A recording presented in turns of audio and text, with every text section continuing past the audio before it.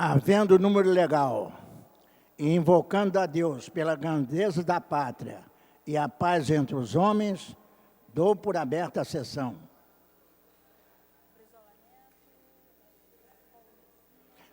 Convido o nobre vereador Paulo Messina para proceder à leitura da ata da sessão anterior. Ata da 88ª sessão ordinária em 8 de setembro de 2009, às 14 horas e 15 minutos, em segunda chamada, com a presença dos senhores vereadores Roberto Monteiro, Clarissa Garotinho, Jorge Felipe, Chiquinho Brazão, Tio Carlos, Eliomar Coelho, Paulo Messina, Paulo Pinheiro, Marcelo Piuí, Elton Babu, Tânia Bastos, Patrícia Murim, Ivanir de Mello, Dr. Jorge Manaia, Dr. Eduardo Moura, Jorge Braz, S. Ferraz, Jorge Pereira, Aloysio de Freitas, Rogério Bittar, Rosa Fernandes, Luiz Carlos Ramos, Alexandre Cerruti, João Mendes de Jesus, Carlos Caiado e Leonel Brizola Neto, 26, assume a presidência o senhor vereador Ivanir de Mello e ocupa o lugar de secretária a senhora vereadora Rosa Fernandes, ambos a convite. Encerra-se a sessão às 16 horas e 53 minutos. Aprovada a ata, passa-se ao grande expediente. O primeiro orador inscrito é o nobre vereador Paulo Pinheiro, que dispõe de 10 minutos. Senhor presidente, senhores vereadores, funcionários da casa, participantes aqui do plenário da casa, aqui é o lugar realmente das pessoas virem visitar e nos fiscalizar. A minha intervenção é muito rápida hoje, e para lembrar algo que eu falei ontem aqui nesse horário, a respeito das organizações sociais, cuja primeira experiência não está sendo das melhores, conforme eu citei ontem, acabei de apresentar hoje um requerimento de informações à Secretaria da Casa Civil, para que eles nos mandem as informações sobre as empresas, 6 empresas, que foram habilitadas a concorrer à gestão do Programa de Saúde da Família, que é onde pode haver a atuação das OS, e também para a área de esporte e lazer, que também teve 2 pessoas jurídicas habilitadas. E ontem eu tinha dito da minha surpresa ao ver um fato que tenho certeza absoluta que o prefeito da cidade ainda não se deu conta, que é a paulistização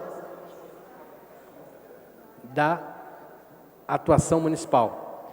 Me parece que os paulistas não só vêm ganhando dos cariocas no futebol, como também começam a tomar conta da administração pública no Rio de Janeiro. E isto é preocupante. Vimos ontem aqui que 4 das empresas habilitadas têm a sua sede, pelo menos na informação que eu obtive, através do cadastramento da CNPJ, as suas sedes são em São Paulo, tanto na área da saúde e outra na área da saúde, que é a sede em Curitiba. E acho que é preciso que o governo municipal tome um pouco de cuidado em relação a esse tipo de desprestígio às organizações do Rio de Janeiro. Será que não existe ninguém no Rio de Janeiro que se habilite a fazer essa função? Eu recebi um e-mail ontem que veio de um profissional da área de saúde, que é o presidente do Sindicato dos Hospitais Privados do Rio de Janeiro, me fazendo uma comunicação que eu não sabia, fiquei também preocupado e precisa de algumas informações a mais, porque também é outra atitude semelhante a essa. Dizia o presidente do sindicato, Dr. Josier Vilar, que domingo agora, no seu momento de lazer, andando pela praia, pela orla da Zona Sul do Rio, assistiu à meia maratona, que era um empreendimento ocorrido aqui na orla do Rio de Janeiro, organizado pela Prefeitura da cidade do Rio de Janeiro, com o apoio da Caixa Econômica Federal. Então houve, né, a meia maratona do Rio de Janeiro no último domingo. E, para surpresa, organizado então pela Secretaria de Esporte e Lazer, em nome da Prefeitura, e a Caixa Econômica como patrocinador. A surpresa do nosso colega José Vilar foi ao detectar quem é que fazia, e ele como profissional, como médico, ficou preocupado, foi assistir quem é que está dando a cobertura médica para esse evento aqui no Rio de Janeiro. Surpreendeu-se, eu também, ao saber que a cobertura do atendimento médico da meia maratona era feita por ambulâncias do Hospital do Coração de São Paulo. Um fato realmente surpreendente. Por que será que um evento esportivo no Rio de Janeiro, organizado pela Prefeitura, patrocinado pela Caixa Econômica, órgãos públicos, por que nós temos que privatizar também a saúde dos eventos esportivos do Rio de Janeiro? Então, ambulâncias do HCOR, Hospital do Coração de São Paulo. Não vejo financeiramente como é que pode alguém trazer uma ambulância de São Paulo e ficar mais barato do que qualquer empresa pública ou privada do Rio de Janeiro. Então, eu estou enviando também hoje um requerimento de informações à Secretaria de Esporte e Lazer. Pode ser que nós estejamos enganados, que o evento seja patrocinado por alguma empresa privada e esta empresa tenha contratado, né? De qualquer maneira, seria interessante que a Secretaria de Esporte e Lazer, nos seus próximos eventos, tomasse o cuidado de priorizar nessa cobertura da saúde. Existem empresas, a Secretaria Municipal de Saúde faz o final do ano, quando acontece em Copacabana a festividade final de ano, que é os eventos da Orla Marítima no dia 31, são todos controlados. O atendimento médico é feito pela Secretaria Municipal de Saúde, pelos bombeiros, pelo Corpo de Socorro de Emergência. No Carnaval, da mesma maneira, dentro do sambódromo, os postos de atendimento são da Secretaria. Por que será que nós temos que recorrer a uma empresa paulista? Eu queria dar uma parte ao vereador Tio Carlos, por favor. Obrigado pela parte, nobre vereador. Eu acho que posso ajudar nesse esclarecimento, porque muitos eventos desses são licitados e, às vezes, a empresa que ganha, ela ganha no contexto geral do evento. E aí, se a empresa que organizou essa maratona foi uma empresa de São Paulo, os parceiros costumam vir com esta parceria já no pacote. Muitas vezes, eu não sei o caso da Maratona do Rio, se foi isso que aconteceu. Por isso é que, às vezes, a gente realmente, e a gente acompanha isso, às vezes não entende, porque normalmente fica mais barato à medida que já são parceiros que foram contratados dentro do contexto geral. Espero ter esclarecido. Eu não sei se é o caso. É até um paradoxo, como uma empresa de São Paulo vem prestar serviço aqui e fica mais barato. Mas, às vezes, quando se ganha no processo, quer dizer, no preço final, já está incluso banheiros químicos, serviço de saúde, quando se tem arquibancadas, tendas. Esse projeto, ele é vendido num projeto global. É por isso que muitas vezes acontece esse fato.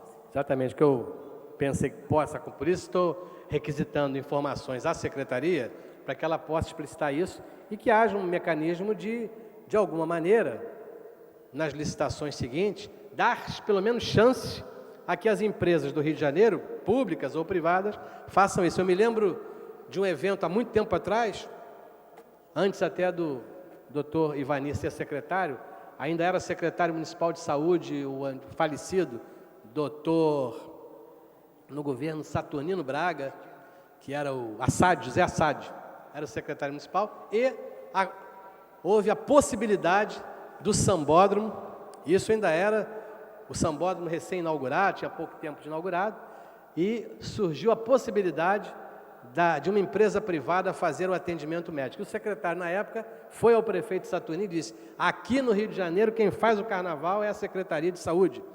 E manteve com a gestão pública, que dá totalmente condições de fazer isso. Então, acho que era importante essa observação, para que nós, já que estamos nos transformando no recreio dos bandeirantes, né?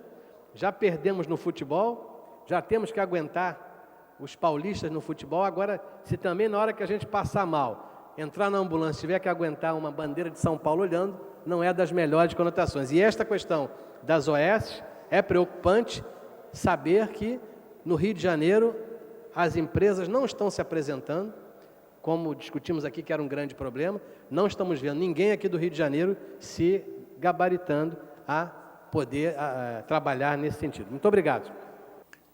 O próximo orador inscrito é o nobre vereador Leonel Brizola Neto, que dispõe de 10 minutos.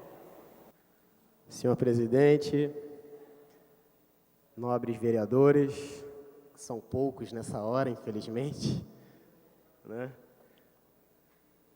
Bom, eu estava pensando aqui como começaria o meu discurso agora, mas às vezes uma foto vale mais do que palavras. E eu olhando por essa foto que foi divulgada, não sei se a câmera da TV ali pode mostrá-la, que está divulgada em quase todos os jornais, em todos os sites da internet. Essa foto vale mais de qualquer palavra, mais do que qualquer justificativa. Quanto vale um professor? Quanto vale um professor? O que significa um professor na nossa vida? Por que é tratado dessa maneira? Hoje, o salário de um professor no estado do Rio de Janeiro é abaixo de um salário de um gari da Colurbe. Não que o gari mereça ter um salário baixo, pelo contrário. Mas, com certeza, a desvalorização do profissional da educação nesse estado é algo gritante, é algo criminoso, senhor presidente. Essa foto realmente mostra o despreparo das nossas autoridades para lidar com uma simples situação de manifestação. É inconcebível que um policial aponte uma arma para um professor. É inconcebível que um governador de estado jogue bomba e bala de borracha, vereador Carlos, em professores e estudantes. E se matasse um professor ali, um estudante? Poderia ter acontecido. Essa foto foi clara. Poderia ter acontecido. Olha, eu lembro bem do meu avô, Leonel Brizola, quando os professores reivindicaram um plano de salário, uma carga horária. Brizola foi no sindicato conversar com os professores. Foi no sindicato conversar com os professores. Ele chegou vaiado, mas saiu aplaudido, porque teve a coragem de ir conversar pessoalmente com os profissionais da educação e mostrar para eles qual era o seu objetivo como governador do estado.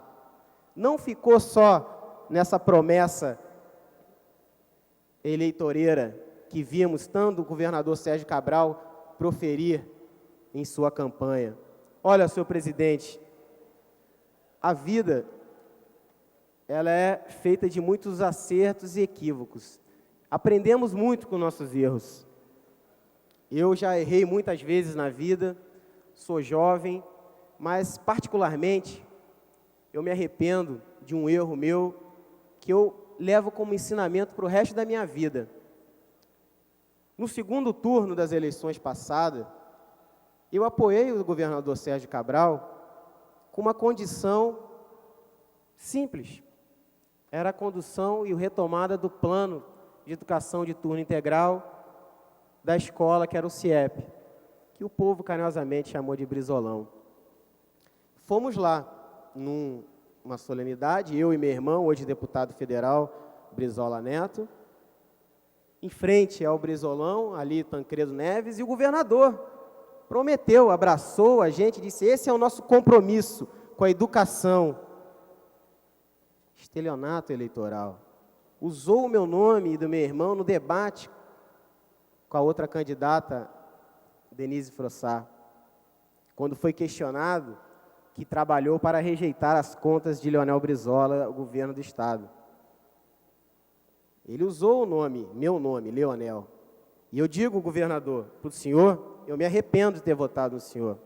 Se existe um equívoco que realmente eu me arrependo nessa vida, foi de ter abraçado essa ideia. Mas que sirva de exemplo. Porque como pode uma pessoa querer se reeleger tratando o trabalhador de baixa renda à base do chicote, como vimos no episódio da Supervia? Como é que pode um governo que matou milhares e milhares de inocentes nessa guerrinha particular sobre a violência no estado do Rio de Janeiro?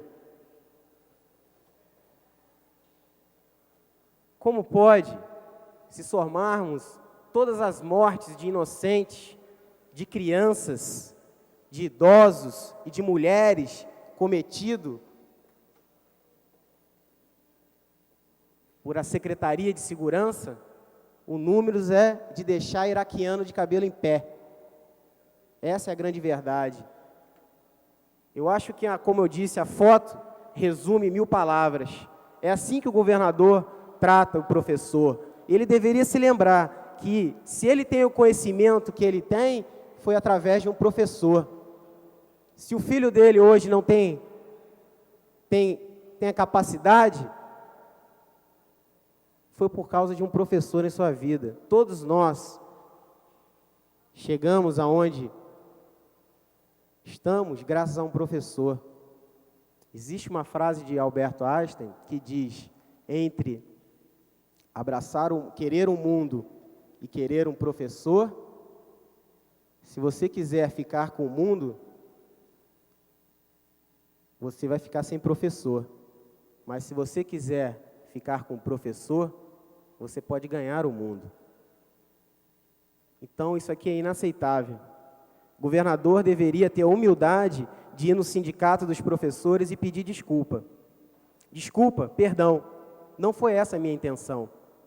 Eu quero sim conversar, porque é justa essa luta. E queria parabenizar os professores pela coragem de terem ido à rua protestar e manifestar seu direito, porque iam ser tolhidos nos seus direitos. Seu plano de carreira ia ser tragado.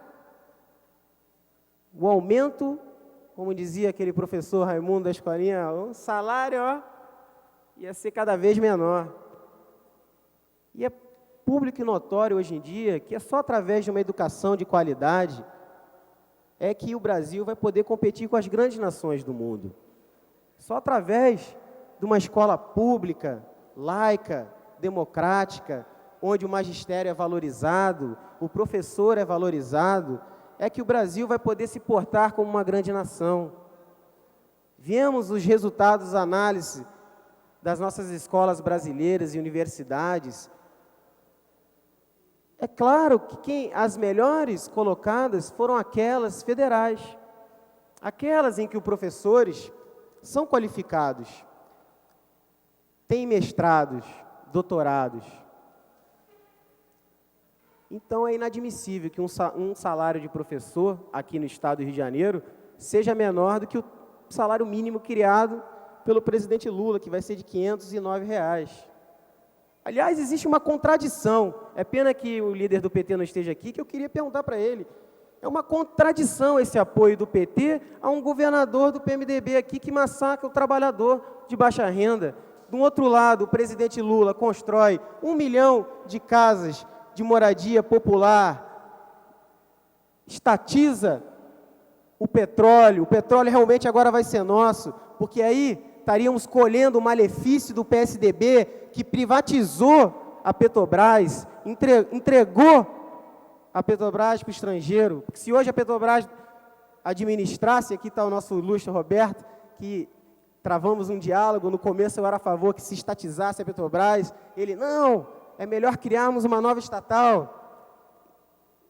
Estudei bastante e o senhor estava certo, vereador. Não daria mais para retomarmos a Petrobras. porque hoje a maioria dos acionistas são estrangeiros. E se eles não quisessem vender as suas ações? Ou as ações iam ser pequenininhas e depois, lá em cima, um prejuízo absurdo?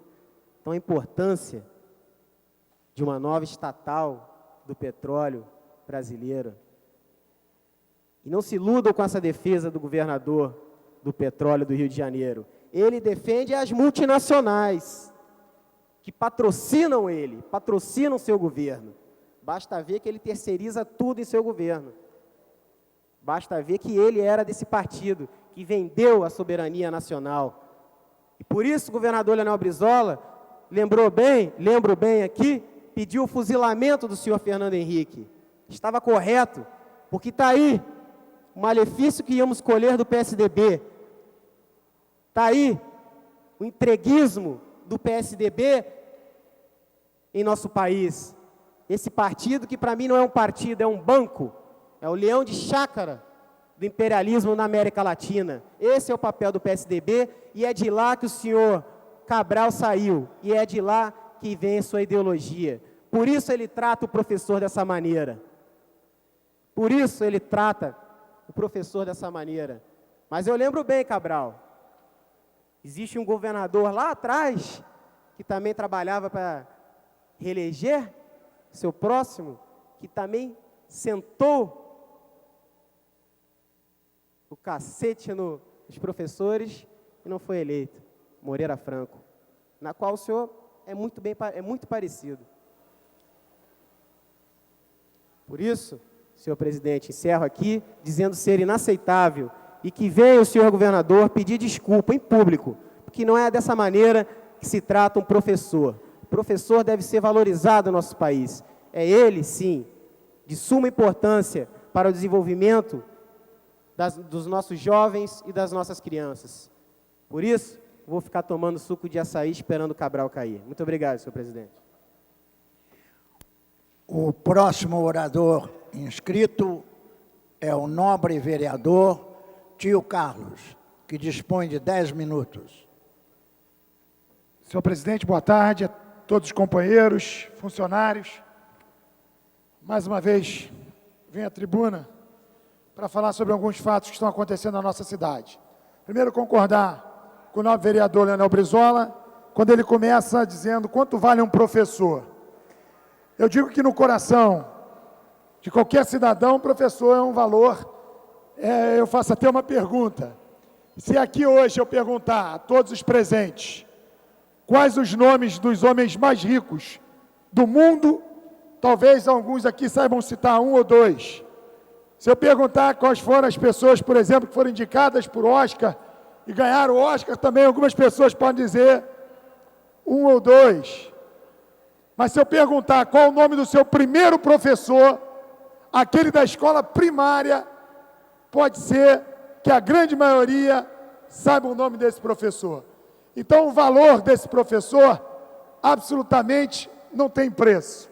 Infelizmente, na educação, na política de educação, e é o que a gente vê na política de educação do governo do Estado, é uma lástima.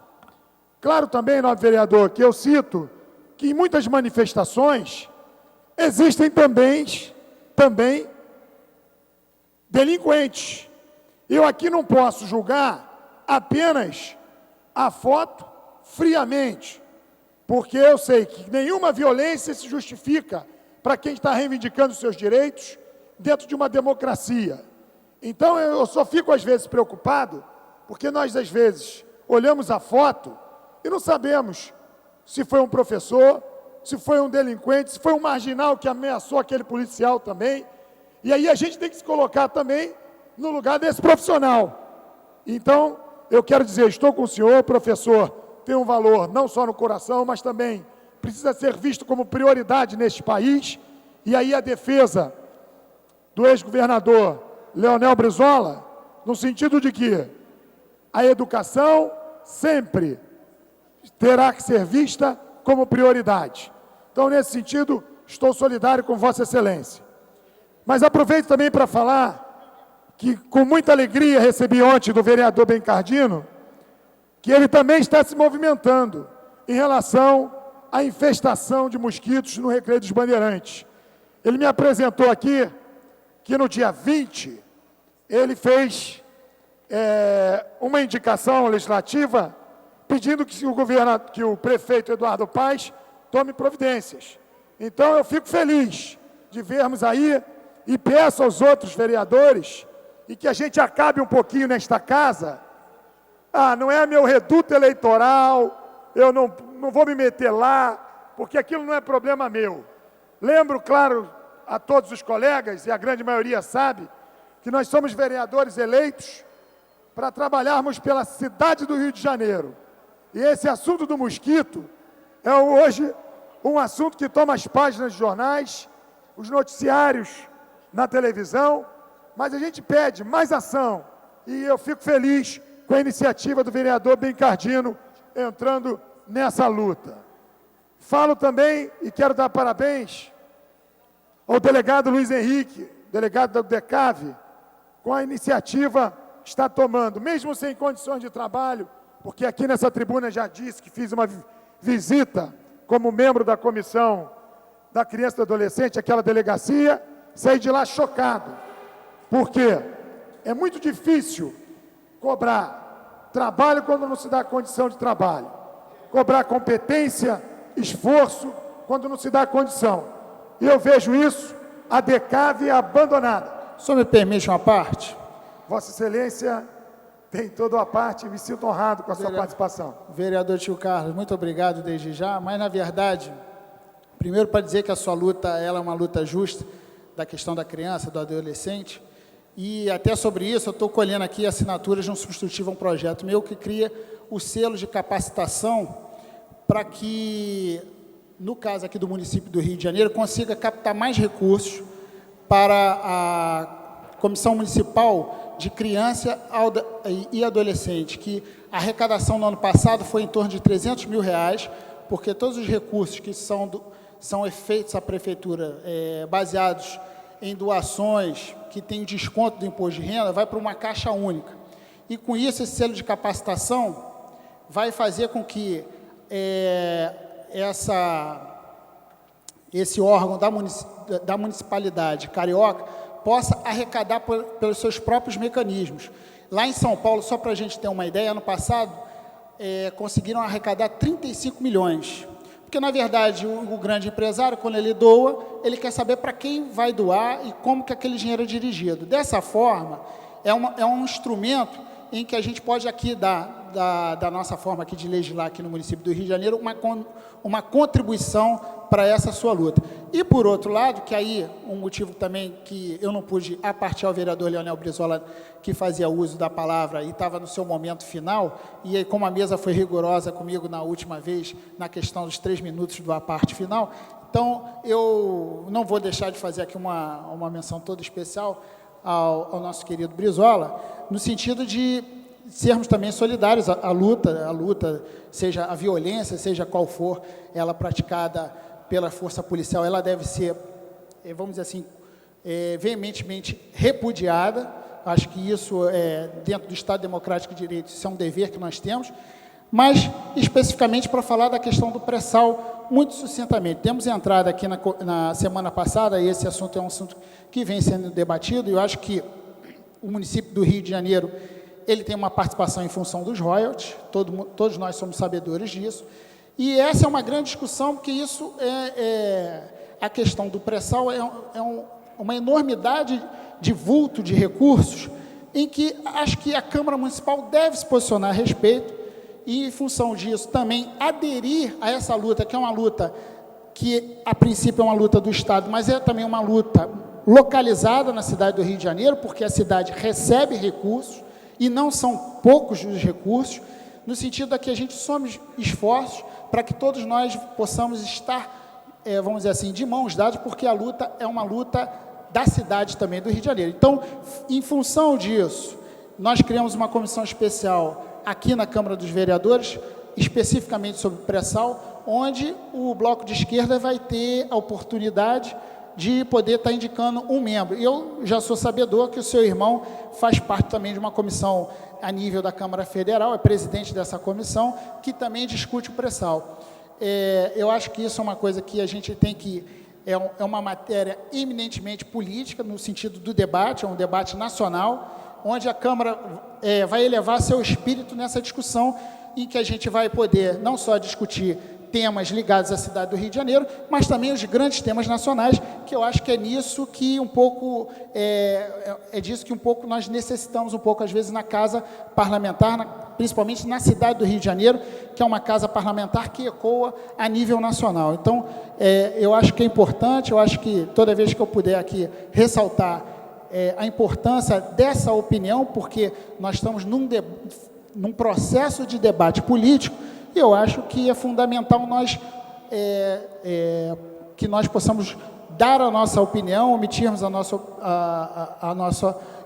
nossa opinião, para que toda a cidade tenha conhecimento também que nós estamos aderindo a essa luta, que não é uma luta só do Estado, repito, também da cidade do Rio de Janeiro. Então, queria só aproveitar essa oportunidade, desde já agradecendo a sua gentileza, para eu poder estar, vamos dizer assim, passando dos limites nesse parte que me foi concedido. Muito obrigado, vereador. Eu é que agradeço a sua iniciativa, e as crianças e os adolescentes, e a Comissão das Crianças e dos Adolescentes. Nós ficamos realmente sensibilizados e gratos pela iniciativa do nobre vereador. Muito obrigado. Já concluindo, senhor presidente, quando eu dei a parte ao nobre vereador, eu falava do trabalho do delegado que está à frente da DECAV. E ontem mesmo ele mostrou que vem trabalhando, quando prendeu um bando que explorava jovens, enfim, travestis. E a gente está mostrando aí essa responsabilidade que o profissional tem em mostrar, mesmo com dificuldade, mesmo sem condições de trabalho, quando se quer fazer o melhor possível, se consegue. Então, parabéns ao delegado Luiz Henrique, e eu, de novo, vou pedir ao governador Sérgio Cabral que dê uma atenção melhor, que dê condições melhores de trabalho aos profissionais que trabalham na DECAV. Finalizando, um outro assunto, e hoje eu gostaria de só ler para todos os presentes, quem não teve a oportunidade de ler ainda o jornal O Globo, eu vou fazer a leitura de um artigo de opinião aqui do Zuenir Ventura, que fala exatamente do que a gente vem já levantando nesta Casa de Leis, em algumas vezes que a gente ocupa a tribuna. O artigo diz: não é proibido proibir. Vamos lá. É isso mesmo.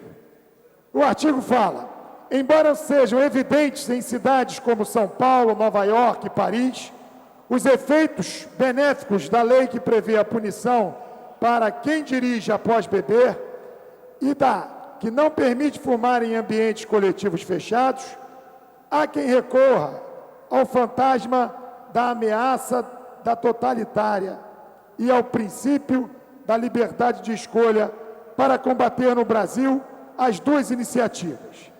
Em São Paulo, no entanto, um mês depois da adoção das restrições antifumo, uma pesquisa indica que o ar das casas noturnas passou de contaminado para ideal, como consequência da drástica redução do monóxido de carbono. Por outro lado, em 6 meses da retomada da operação Lei Seca no Rio, o número de vítimas de acidentes automobilísticos diminuiu em mais de 2.000 em comparação com o ano passado.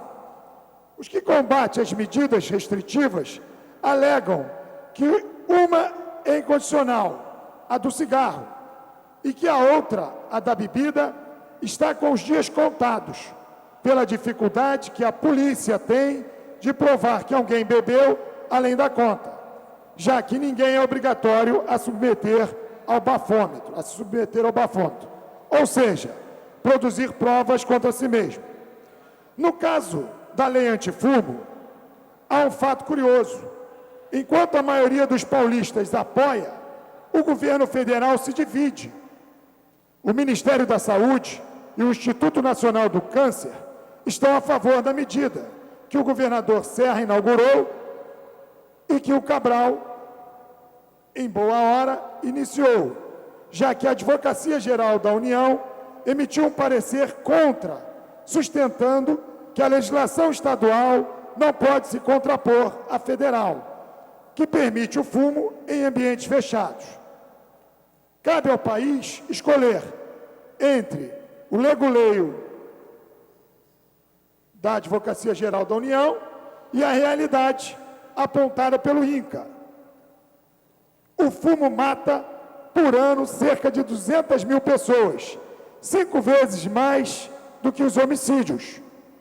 Os argumentos contrários às medidas baseiam-se nos supostos prejuízos que elas acarretariam aos bares, restaurantes e boates, mas também em fundamentos de ordem ideológica, como a alegação de que se trata de uma indevida intromissão do Estado na vida privada do cidadão.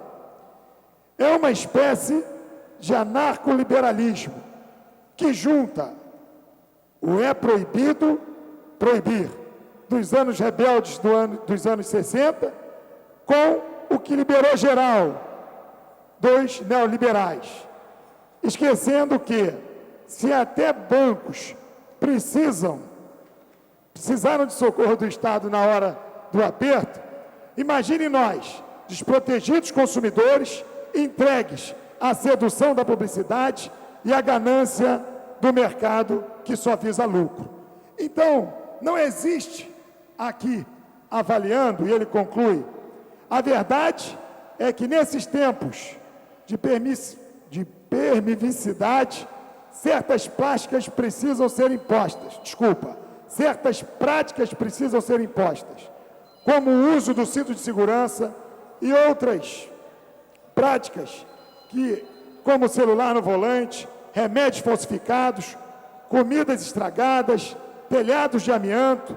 Não custa lembrar que o sanitarista Oswaldo Cruz pode não ter tido razão nos métodos truculentos empregados na primeira campanha de vacinação contra a varíola, o que provocou a revolta da vacina em 1904, mas estava certo de tornar a imunização obrigatória. Então, esse é um artigo que eu fiz questão de ler, porque é muito importante a reflexão. Voltamos aqui a falar, não é proibir por proibir, faz mais do que isso. A gente, estando aqui, como na Casa de Leis, pedindo que os nossos vereadores e os nossos pares tomem atitudes responsáveis, não é proibir por proibir. Então, eu agradeço a oportunidade, senhor presidente, desculpe ter passado um pouco do tempo, mas esse artigo é um artigo que eu gostaria que todos pudessem ler e refletir. Muito obrigado, senhor presidente. Não havendo mais orador inscrito, a presidência franqueia a palavra. Não havendo manifestação por parte dos senhores vereadores, a sessão fica suspensa até às 15h40. Está suspensa a sessão.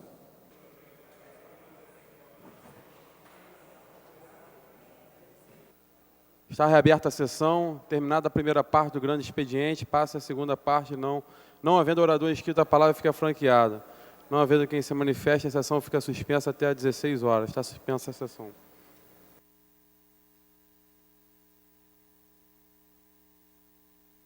Está reaberta a sessão. Terminado o tempo destinado ao grande expediente, não havendo matéria a ser examinada no prolongamento, passa-se a ordem do dia.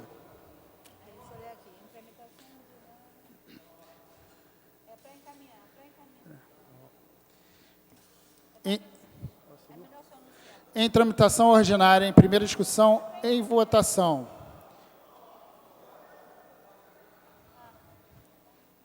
Pela ordem, nobre vereador Elton Babu. Verificação de quórum. Tendo sido verificada a verificação de quórum pelo vereador Elton Babu, a presidência solicita aos senhores vereadores que registrem sua presença no painel.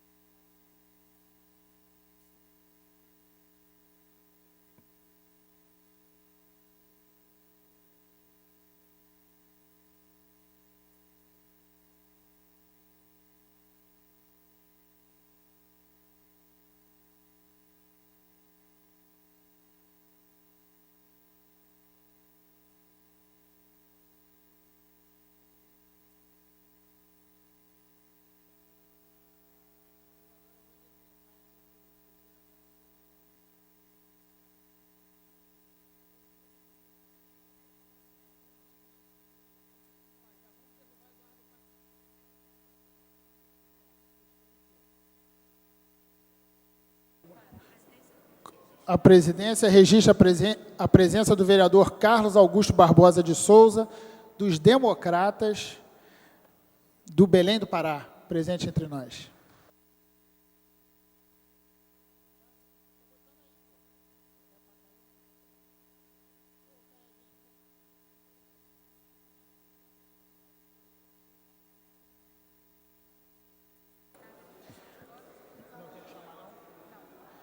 A presidência vai encerrar a verificação de quórum. Está encerrado. Presentes 12 senhores vereadores. Não há quórum para deliberar nem dar prosseguimento aos trabalhos. Antes de encerrar a sessão, lembro que ocorrerá hoje às 18h30. Solenidade de entrega da medalha de Pedro Ernesto, de mérito Pedro Ernesto, para Antônio Carlos Salomão, presidente administrativo do Grêmio Recreativo Escola de Samba Renascer de Jacarepaguá.